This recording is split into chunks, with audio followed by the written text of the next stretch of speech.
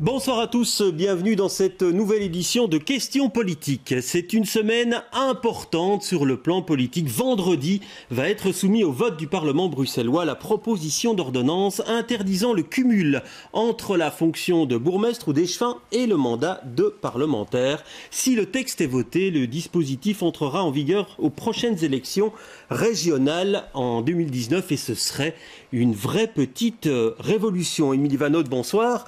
Vous êtes directrice adjointe du CEVIPOL, le Centre d'études de la vie politique. Je dis une petite révolution, on peut vraiment parler de ça si le texte est voté ?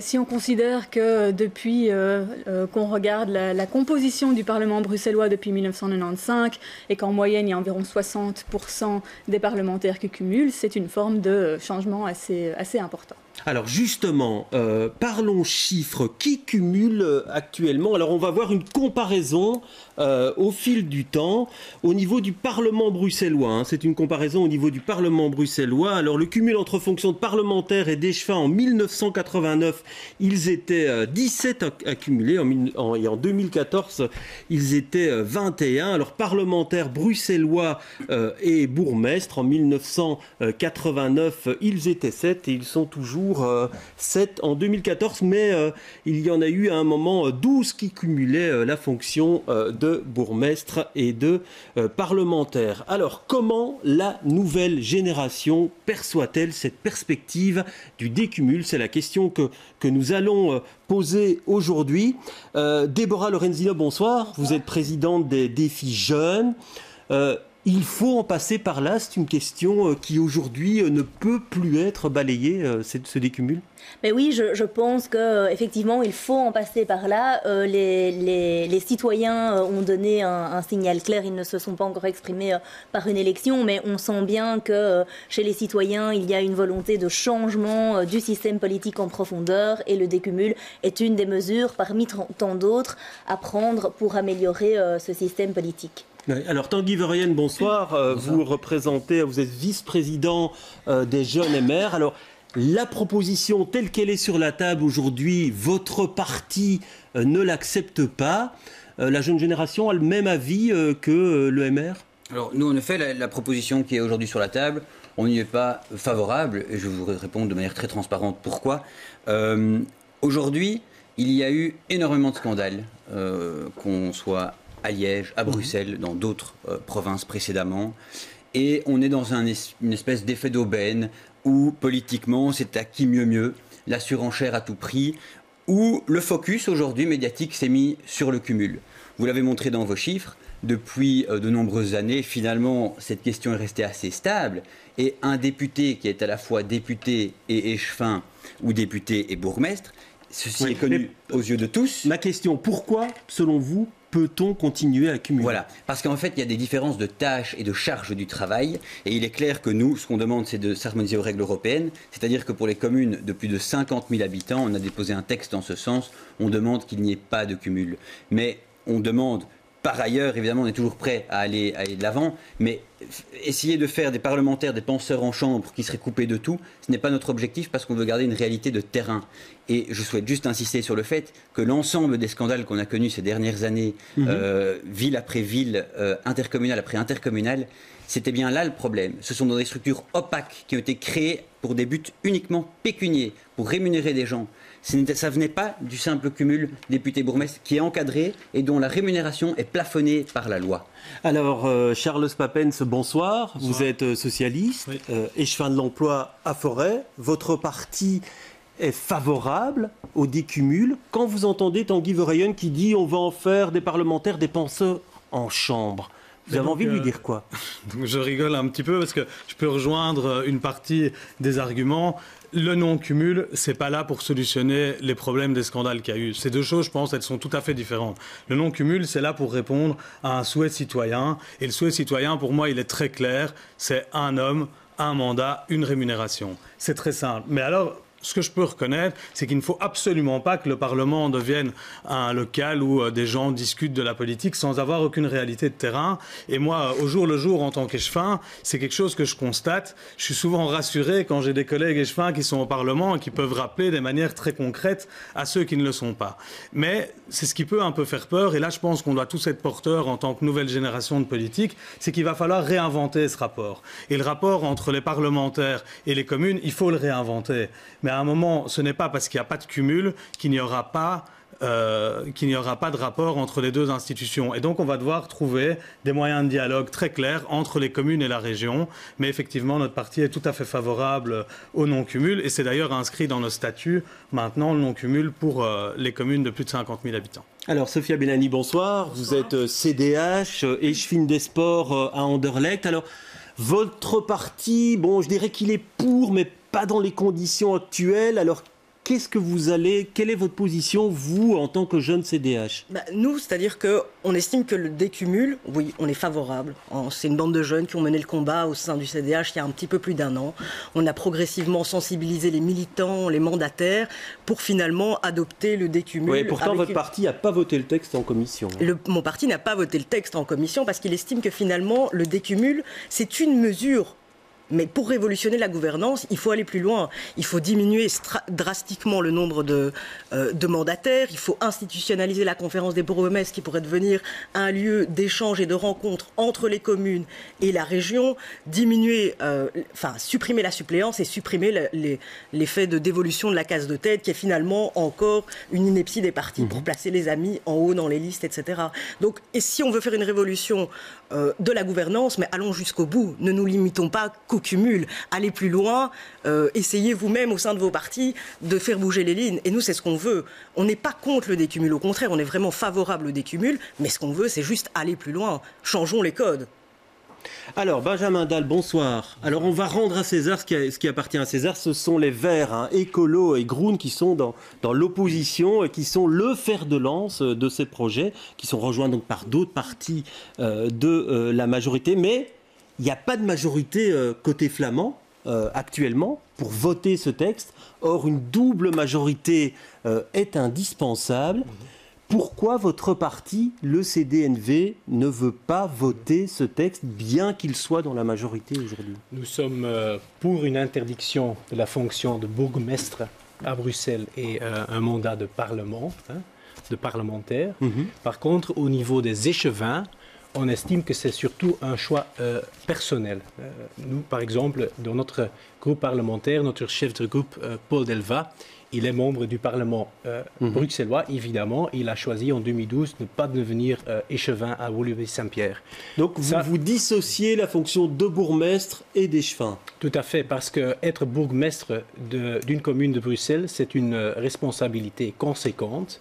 Être échevin, ça dépend de la personne, ça dépend des responsabilités. C'est un peu ironique. Je voudrais dire quand même que en politique, ce qui est très important, on parle ici aussi de la confiance du citoyen dans la politique. Je pense que c'est un problème important.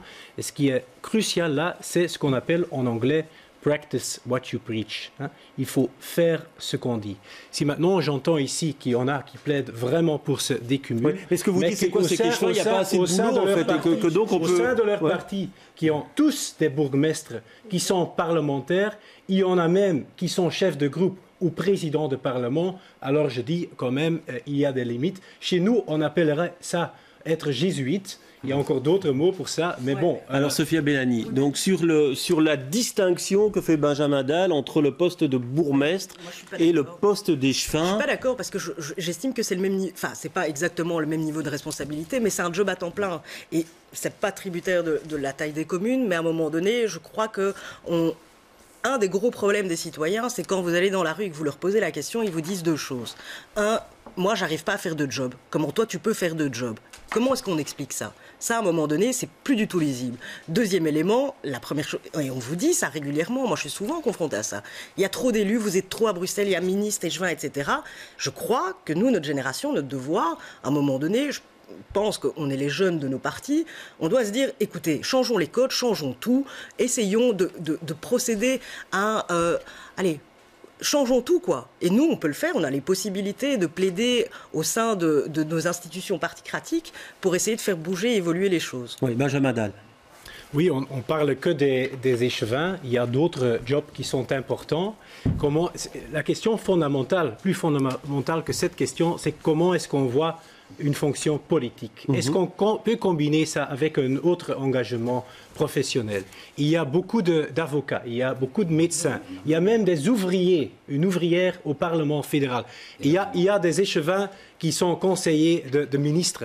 Est-ce qu'on va exclure tout ça aussi? On vise une catégorie de personnes et ce n'est pas la réponse aux questions des citoyens. Mais je trouve que le Parlement bruxellois a bien répondu ça en mettant en place cette commission de déontologie qui vise à mettre en place, à vraiment pour les parlementaires, à vraiment mettre en exergue tous les conflits d'intérêts qui sont susceptibles d'avoir. Et je crois qu'il faut même aller plus loin et qu'il faut aller même pour tous les élus, qu'à un moment donné, dans un rapport de confidentialité, on puisse mettre en exergue, qu'est-ce que fait mon compagnon, de mettre en avant tous les conflits d'intérêts qu'on peut avoir.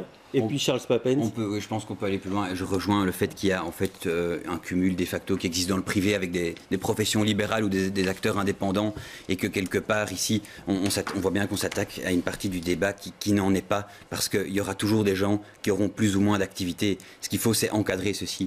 Et je suis toujours prudent quand j'entends parler de commission et de commission parce que les commissions n'engagent que ceux qui y croient et il y a toujours des fois une volonté de mettre des couches et des couches pour éviter et éluder parfois le problème. Alors moi, je voudrais dire simplement, le cumul aujourd'hui, comme je vous le disais, quand on cumule un poste d'échevin, bourgmestre et de député, il y a un plafond légal de 150% de la rémunération.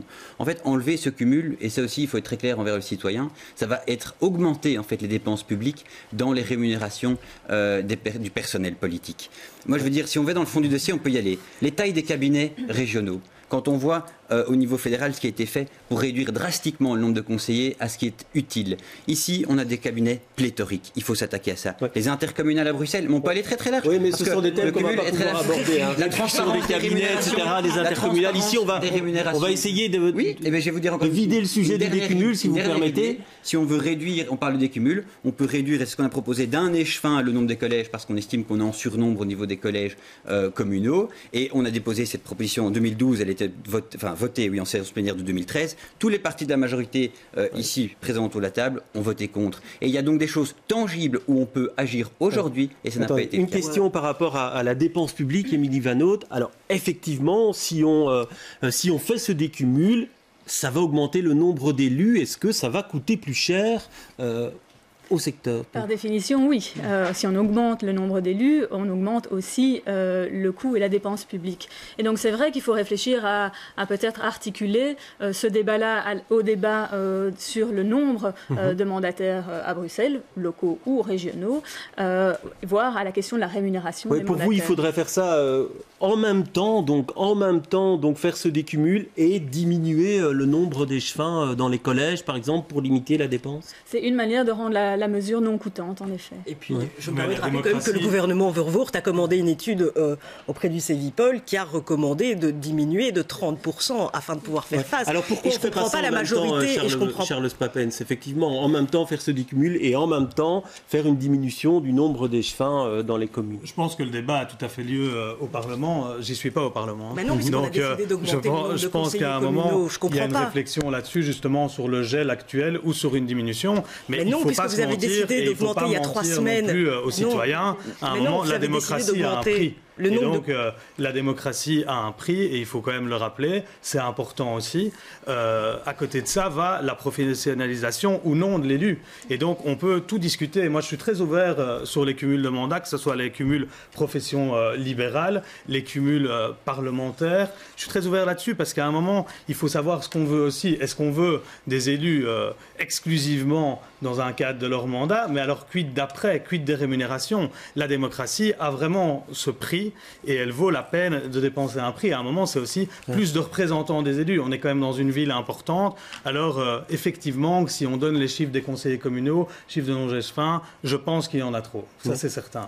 Par rapport à la question communautaire, parce que c'était là-dessus que j'intervenais, je pense qu'il ne faut pas... je pense que c'est même pas très correct vis-à-vis de nos amis néerlandophones bruxellois de résumer ça à une question communautaire. Ce n'est pas une question communautaire de cumul, non-cumul. Ça pourrait être bloqué par certains partis néerlandophones, mais tant le SPA que Groen soutiennent la mesure, et d'autres partis francophones, on le voit, comme le CDH ou le MR. Le CDH, on ne sait jamais très bien, puisqu'ils sont abstenus. On est clair, c'est-à-dire que nous, on va aller plus loin. Et le MR, on sait pas. Non, mais soyons clairs. Vous, il y a 3 semaines, il y a quelques semaines... Parce que c'est vrai que dans vos différents partis, quand ce n'est pas une position communautaire. Il ne faut vraiment pas résumer à ça. C'est faire le jeu de la NVA, de jouer tout au communautaire. Ici, ce n'est pas une décision communautaire, c'est une décision de parti. Dans la majorité, tout le monde n'est pas obligé d'avoir le même avis. Et donc, il va falloir trouver une solution. On va y venir, mais juste... même une condition de double majorité, ce qui est un équilibre important. Mais on va y venir, si vous permettez, dans un instant. Mais juste une question à vous, Déborah Lorenzino, c'est quand on discute avec, en off, comme on dit, avec certains membres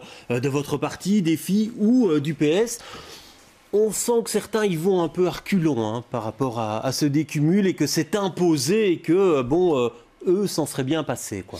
Mais c'est certain que certains parlementaires ou membres d'un exécutif local ont pris l'habitude de cumuler. Je ne préjuge pas de la qualité de leur travail, mais le choix en tout cas qu'a fait notre parti, et c'est une décision de parti à laquelle tous nos mandataires se plieront, c'est le décumul intégral à partir des prochaines élections régionales de 2019. Et donc on s'y tient, tout le monde. Et certains s'étonnent aussi, Charles Papens, que dans votre parti, il y en a qui ont cumulé pendant très très longtemps et maintenant on vient dire que ce n'est plus possible de cumuler. C'est vrai que beaucoup s'en étonnent et on peut les comprendre, mais c'est là aussi le message de renouveau politique. Mais moi, je comprends, j'ai beaucoup de collègues ou amis qui cumulent évidemment au Parlement et une fonction d'échevin, voire de bourgmestre. Mon bourgmestre, mais on ne pourrait pas non plus leur jeter la pierre et dire que tout ce qu'ils ont fait est absurde. Et donc, c'est là maintenant qu'on doit avoir un changement politique, mais c'est pas pour autant que l'ancienne manière de faire était mauvaise. Je pense pas qu'on peut dire, et on a tous des exemples dans nos têtes, je pense pas qu'on peut dire qu'un échevin qui cumulait avec une fonction de parlementaire était moins bon qu'un autre parlementaire. Il y a des parlementaires cumulards qui sont très très bons et il y a des parlementaires non cumulards qui sont très mauvais et l'inverse se vérifie. Et donc je pense vraiment que c'est la question qui doit se poser aujourd'hui, c'est réinventer le rapport aux politiques. Et ça doit forcément faire peur à ceux qui ont toujours fait autrement. C'est bien logique. Ouais. Émilie Van Hout, si on prend des exemples étrangers, est-ce que on cumule ou alors c'est une exception, la Belgique ? Non, si on compare avec d'autres villes-régions, puisque c'est un peu le statut qu'a Bruxelles, c'est vrai que c'est une situation assez exceptionnelle. Ce n'est pas quelque chose d'autorisé, par exemple, à Berlin ou à Vienne ou à Paris. Donc, dire que dans ces villes-régions, les élus au niveau central ont peut-être une méconnaissance du terrain, puisque c'est un peu ce qui est impliqué ici quand on argumente contre le décumul, me semble peut-être un petit peu pousser l'argument. Oui. Je voulais revenir sur la connaissance du terrain. Donc, on n'a pas besoin d'être membre d'un exécutif local pour bien connaître le terrain. Mais pendant des années, c'est ce qu'on nous a dit. Mais vous en conviendrez. Pendant des années, c'est ce qu'on nous a dit. Il y a quand même une expérience. Il y a quand même une expérience réelle pour les élus locaux. Mais c'est peut-être une chance aussi qui doit être prise. Revaloriser le rôle du conseiller communal. C'est peut-être à un moment. C'est vraiment. Je pense que ce débat sur le décumul, il est voulu par le citoyen et c'est une opportunité. Il faut le voir comme ça et il faut réinventer. Voilà, je sais que on dit ça comme ça pour se rassurer, la méthode Coué. Aujourd'hui, c'est pas du tout pour se rassurer. Le citoyen, il veut qu'on gère de manière propre. Évidemment. Et pour cela, on est d'accord que la rationalisation des structures, c'est ce qui a créé le gouffre dans lequel on est aujourd'hui. Mais le citoyen peut vouloir plusieurs choses. Le citoyen peut à la fois vouloir une politique propre, et ça j'espère qu'on le veut tous. Le décumul n'est à la base d'aucun problème scandaleux dans la politique. Évidemment. J'ai jamais dit le contraire. Parce que j'ai l'impression qu'on est un peu sur une pente floue entre des choses et des structures scandaleuses qui ont été mises en place et dévoilées à Bruxelles et en Wallonie. On n'est quand même pas dans le même rapport de force. Mais ça n'a strictement rien à voir. Alors on arrive au décumul suite à ces scandales. Oui, je veux dire quelque chose encore sur l'exemple étranger. Il est important encore pour d'autres raisons. Par exemple, à Paris, à Berlin, il y a une forte politique au niveau de tout l'arrondissement. Moi, je pense qu'à Bruxelles, on a besoin d'une position et une politique forte de la région. Et donc, il faut renforcer la région vis-à-vis des communes. Ça, c'est quelque chose de très important. Ici, on est entre jeunes, une nouvelle génération, on pourrait dire. Nous, on ne veut pas travailler sur des questions politico-politiciennes, on veut travailler sur la qualité de vie des Bruxellois. Et pour ce faire, il faut d'autant plus de responsabilités au niveau de la région. Je voudrais en venir juste au problème communautaire que ça risque peut-être de poser, puisque comme vous le dites, il faut une double majorité, et si ce n'est pas le cas, on peut forcer le vote de la proposition d'ordonnance. Si on n'obtient pas une majorité côté flamand, il y a un second tour, et une majorité d'un tiers suffit pour faire voter le texte. Alors pour vous, ce serait, si on en arrive là, on entre dans une guerre communautaire à Bruxelles ? On a introduit ce système de double majorité et ce système que vous expliquez en 2001 avec les réformes dites Lombard. Et c'était prévu pour éviter un blocage des institutions à cause du Vlaams Blok, maintenant Vlaams Belang. Donc c'est utilisé, c'est inséré comme ça. Aussi dans les travaux préparatoires, c'est très clairement indiqué. Et si on l'utilise maintenant pour le décumul, pour vous, est-ce qu'on entrerait dans un conflit Alors ça veut communautaire ? dire qu'on utilise cette procédure d'une façon qu'elle n'est pas voulue. C'est très clair. Ouais, Déborah Lorenzino. Moi, la procédure prévoit certes une double majorité, mais la procédure prévoit aussi qu'en cas de blocage, parce que là, on parle vraiment de blocage d'une minorité. Oui, mais la loi est là et elle s'applique aujourd'hui. Et donc, ça voudrait dire que si on n'appliquait pas, une minorité de parlementaires, puisqu'on parle, si mes chiffres sont corrects, de 9 parlementaires on pourraient va appliquer ça aussi à la Chambre des représentants. On l'applique tous les jours. Tout à fait. Tous les jours des textes. Là, une poignée de parlementaires pourrait bloquer la volonté d'une majorité du Parlement bruxellois. Est-ce qu'il faut forcer ce vote, Charles Papens, selon vous ? J'ai pas envie de rentrer dans une guerre communautaire parce que moi je suis bruxellois et j'ai vraiment des collègues qui sont néerlandophones bruxellois et des collègues qui sont francophones bruxellois. Mais à un moment, je pense que quand il y a une majorité nette en matière de gouvernance qui s'impose, on peut de temps en temps un peu forcer le pas. Mais je ne désespère pas que les partis flamands changent d'avis d'ici là et qu'on arrive à un accord. Ce qui est évidemment pour moi le plus important serait d'arriver à un accord. Mais ici, on est quand même en train de parler de l'institution bruxelloise. Et donc les mêmes qui nous disent qu'il faut renforcer la région veulent absolument maintenir le cumul. Donc vous pouvez trouver ça un petit peu ironique. Les mêmes qui veulent ne pas appliquer une décision pour les échevins veulent l'appliquer pour les bourgmestres. Parce qu'on sait que sauf révolution, il y aura quand même, ce sera très difficile d'avoir un bourgmestre néerlandophone à Bruxelles. Et donc il ne faut pas... ça ne me poserait aucun problème. Est-ce qu'on peut parler tout de même d'un parfum de crise autour de cette affaire ? Non, mais la question n'est en réalité partout ailleurs, la question ne serait pas communautaire. Elle opposerait éventuellement des partis qui défendent une certaine vision d'un mandat politique versus une autre. Elle défendrait éventuellement des petits partis versus des grands partis. Mais il se trouve qu'à Bruxelles, on se retrouve dans une configuration où les plus petits partis sont aussi les partis néerlandophones. Et donc ça devient un élément qui prend une tournure communautaire, alors qu'a priori... Et ce serait une brèche dans le modèle bruxellois, comme d'aucuns le disent, côté flamand ? C'est sûr qu'on n'a jamais activé cette option, donc ça resterait une première, mais je pense que peu de personnes ont envie d'aller vers ces scénarios-là. Donc vous pensez toujours à ce qu'on puisse trouver une solution. On imagine que les téléphones doivent chauffer en coulisses, quoi. En tout cas, on temporise en attendant Conseil d'État et éventuellement vacances de Pâques. Ouais. Qu'est-ce qui pourrait se passer, Benjamin Dalle, si on en arrive à cette situation où on vote avec finalement un tiers des députés côté flamand ? Je pense que c'est une hypothèse, c'est une question hypothétique, donc c'est difficile ça va très vite se poser. Vous savez, j'ai travaillé pour Jean-Luc Dehaene, donc je suis forcé de dire ça.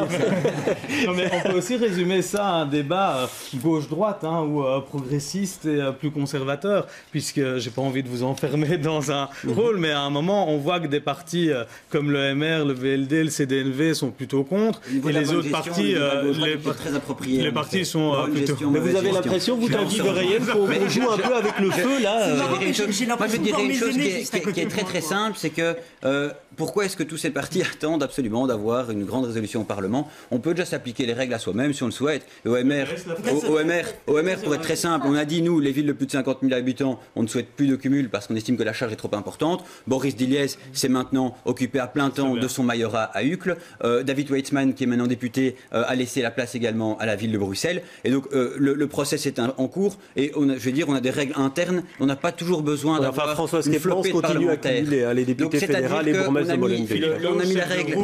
On a mis la règle pour tous les nouveaux, c'est-à-dire de changement en cours de mandat, et puis cela sera ajusté aux prochaines élections pour ceux qui étaient déjà nommés évidemment et élus. Oui, et donc ici, vous avez l'impression qu'on ne doit pas aller jusqu'à cette possible conflit communautaire. Pour des raisons financières, non, mais sur le conflit communautaire qui risque de se poser à un moment donné et avoir des conséquences. Je pense qu'il n'est pas bon de mettre Bruxelles à feu et à sang dans un conflit communautaire. Et ça a été toujours l'engagement de mon parti, c'est de préserver l'église au milieu du village et d'aller de l'avant pour faire bénéficier le plus possible l'économie des retombées positives du politique. Je pense qu'il ne s'agit absolument pas d'un conflit communautaire. Il s'agit simplement de vouloir faire de la politique autrement et d'une nouvelle manière. La représentation des néerlandophones n'est en rien attaquée aujourd'hui.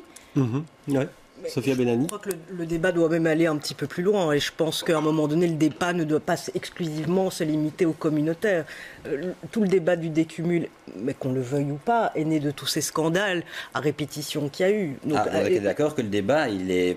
bien sûr, lié à ceci. Mais il y en a beaucoup il y en a beaucoup qui se sont positionnés. Le SAMU social a amené un repositionnement du PS et je crois qu'il ne faut pas se mentir à un moment donné. Je ne dis pas qu'il n'y avait pas des luttes internes ou quoi que ce soit. Je dis juste qu'à un moment donné, tout est arrivé suite au scandale du SAMU social et je crois qu'il ne faut pas se mentir. Et publie fin avant. Mais je pense qu'on doit profiter de ces opportunités, mais pour essayer de tout changer. Ouais. Alors Benjamin Dalle, par rapport à ce vote qui pourrait arriver tout de même, mais que vous jugez hypothétique, vous espérez qu'on n'en arrive pas là aujourd'hui ? Je l'espère. Il y a encore plusieurs jours avant vendredi. Et en tout cas, ce que moi je trouve très important, et je pense et j'espère que c'est partagé par tous les jeunes et aussi par d'autres par ailleurs, c'est l'intégrité dans la politique. Et c'est aussi, et je suis assez d'accord avec vous, c'est aussi quelque chose de personnel qu'il faut juger soi-même. Et si on n'est pas intègre en politique, il faut partir, mais un décumul total, ça ne va rien résoudre. Alors Émilie Vanaut, on parle souvent du décumul comme une première étape. Les étapes suivantes, ça devrait être quoi selon vous ? Il y a beaucoup de questions par rapport à la gouvernance à Bruxelles. On a déjà évoqué la question du nombre de mandataires. C'est un élément qui peut intervenir également dans la discussion pour discuter aussi de ce qu'on conçoit comme mandat. Un mandat local, c'est quoi ? Un mandat régional, c'est quoi ? Quelle est la fonction et le type de dossier qu'on attend que ces mandataires gèrent ? Et donc ça fait aussi référence à la question de la répartition des compétences éventuellement entre communes. Mais on peut élargir aussi le débat à d'autres éléments. On a évoqué tout ce qui est parapublic et donc qui échappe un petit peu au contrôle démocratique. Ça, c'est un autre élément. Mais ce n'est pas parce qu'on ne traite pas d'un dossier qu'on ne peut pas non plus discuter du cumul.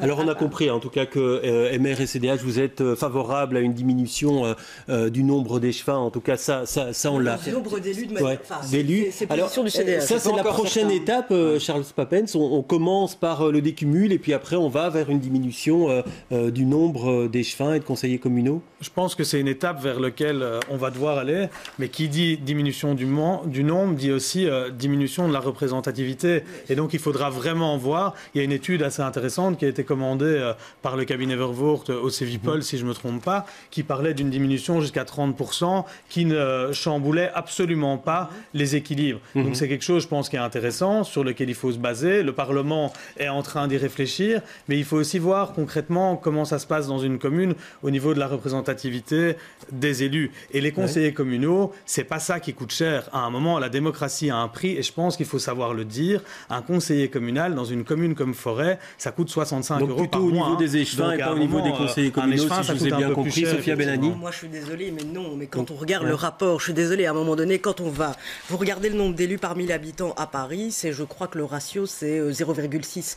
à Bruxelles. Et si vous allez à Paris, on est à 0,3. Donc à un moment donné, il faut juste revenir dans la réalité. Et quand vous allez sur le terrain, les gens vous disent non, on veut moins d'élus. On veut moins d'élus et je ne comprends pas comment les gens ont 2 jobs en même temps. Et donc à un moment donné, c'est bien de dire oui, il faut diminuer drastiquement le nombre d'échevins, le nombre de parlementaires, mais il faut tout diminuer drastiquement. Si on veut une révolution, alors on change tout. Il reste moins d'une minute, donc je vous demanderai d'être très rapide. Quand on a déposé un texte pour réduire d'un échevin par collège le nombre d'exécutifs, vous avez voté contre au Parlement. Mais vous savez quoi ? On change, on évolue. C'est ça aussi la nouvelle génération politique. C'est le changement. Non, mais par moment, comme vous le disiez, on ne sait plus trop aussi. Très rapidement, il reste moins de 30 secondes. Je voulais dire clairement qu'on y est tout à fait favorable et que l'une des premières rationalisations qu'on peut faire, c'est supprimer le président de CPS et le regrouper avec les chefins des classes. Benjamin Dalle, favorable aussi aux diminutions du nombre de conseillers et d'échevins dans... On peut toujours en parler, mais il faut alors certainement aussi parler du rapport entre les communes et la région pour renforcer davantage la politique régionale. Merci en tout cas pour cet échange. Merci à tous d'avoir été présents ce soir. On se retrouve dans un mois pour une nouvelle édition de cette émission. Très bonne soirée à tous.